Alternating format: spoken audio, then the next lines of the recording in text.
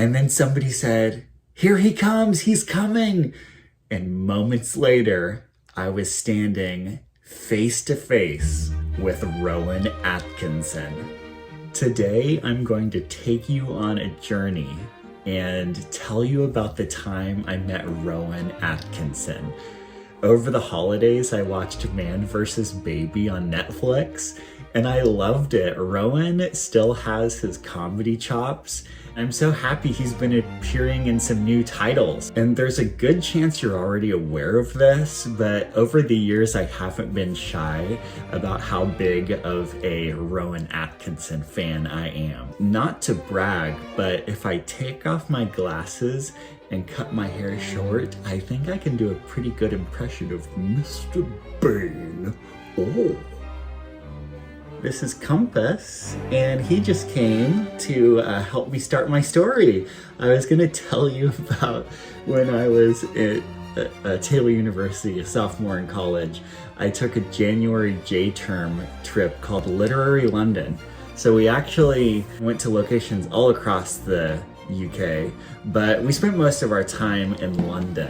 I want to give you a visual of my attire on this trip because at the expense of my fashion reputation, not that I have much of one anyway, this is gonna help you enjoy the story even more. It was January, my mom wanted me to stay warm. She got this puffy blue coat. I walked around kind of bundled up in this. I also had an iPad that I carried around in this satchel. So I kind of like, looking back at the photos, it was quite high.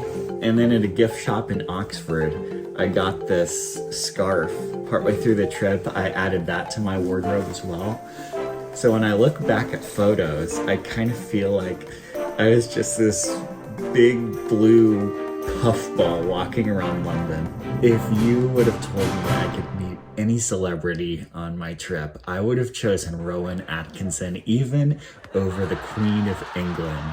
I mentioned that I got this scarf in Oxford, and when I was in Oxford, my Rowan radar was on high alert because even though Rowan Atkinson kind of plays these bumbling characters, he's actually kind of a genius. Like, he graduated with a master's in electrical engineering at the Queen's College in Oxford. And so when I was in the gift shop, I bought all these Mr. Bean t-shirts. The gift shop attendants got all excited, like, "Oh, one time Rowan Atkinson came into our gift shop and it was like the most exciting day ever." And so they kind of got me excited, like maybe this is possible to meet Rowan Atkinson while I'm here in the UK. I could just sense that I was hot on his trail. My hopes did start to fizzle out though, because we were nearing the end of our trip and time was slipping by.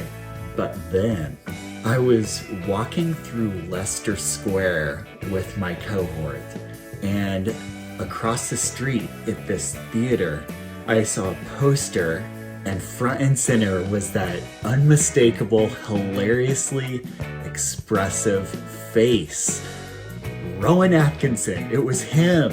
He was starring in this play I had never heard of called Quartermaine's Terms, but I did not care what the play was. I said to myself, this is it. I have got to try to figure out how to get tickets to this play. This is the journal I kept on January 24th, the last full day in London. After our field trip to the Tower of London today, I had a little adventure of my own to complete. I decided to go back to Leicester Square and see if I could buy a ticket for tonight's performance of Quartermaine's Terms. I couldn't believe it when I saw a sign that read matinee 2:30. The man at the window could sense my excitement and said I would never regret buying a good seat. So for the only time in my life, I splurged and paid £60 for a seat in the third row. So I want to take a moment to tell you about this play, Quartermaine's Terms. It was written by a playwright named Simon Gray in 1981. It all takes place in the break room of a school in Cambridge, And over the course of the play, as the audience, we watch the comings and goings of the school staff in this break room. There are life milestones, deaths, divorces, promotions, and through it all, one thing that doesn't change is the play's main character, St. John Quartermaine, although it's pronounced St. John. St. John is played by Rowan Atkinson in this West End revival, and he's sitting in the same chair as a wallflower while life happens all around him. There were a lot of funny moments in the play that really leaned into Rowan Atkinson's comedy, but I feel like as a whole, it was a melancholy story. The theme of the play is kind of about life passing you by. Everyone is busy living their life, and your heart really goes out to this character. You just want to pull up a chair and be his friend. Back to the journal. After the play, I thought I would humor myself by walking around the building to the backstage door. There were a bunch of people waiting in the alley, and I decided I was going to wait too. I mean, it's not every day one has the chance to meet Mr. Atkinson.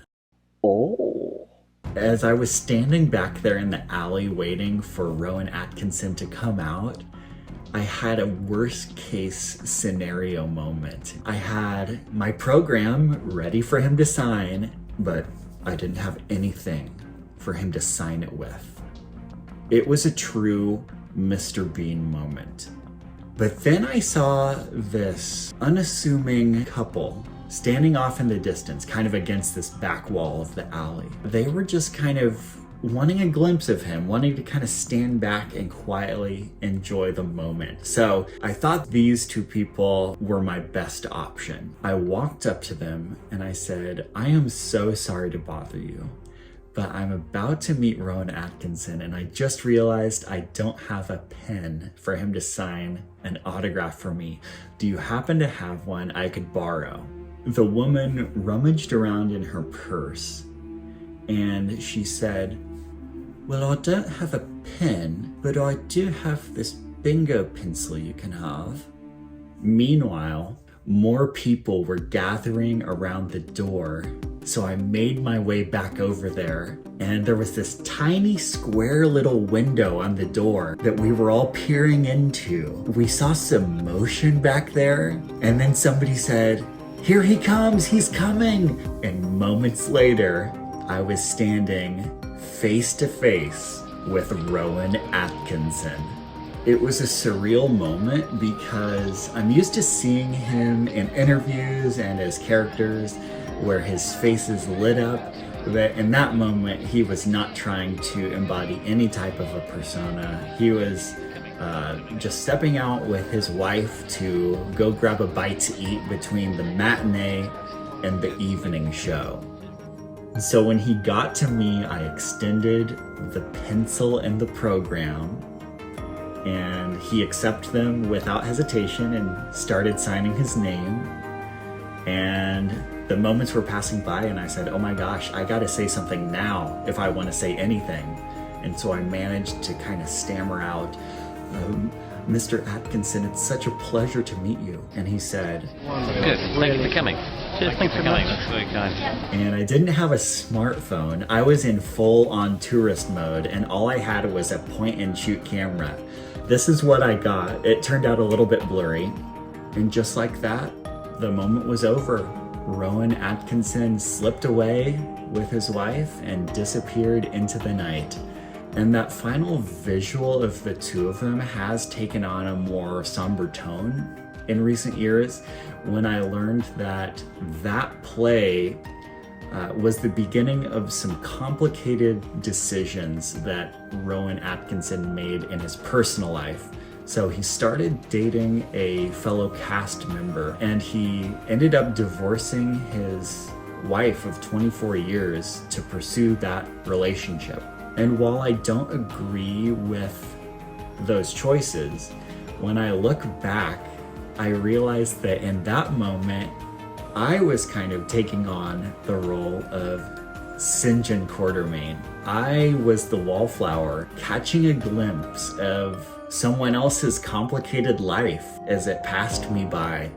As I reflect on that Rowan Atkinson scavenger hunt, what makes me smile all these years later is not as much meeting the celebrity, as incredible as that was.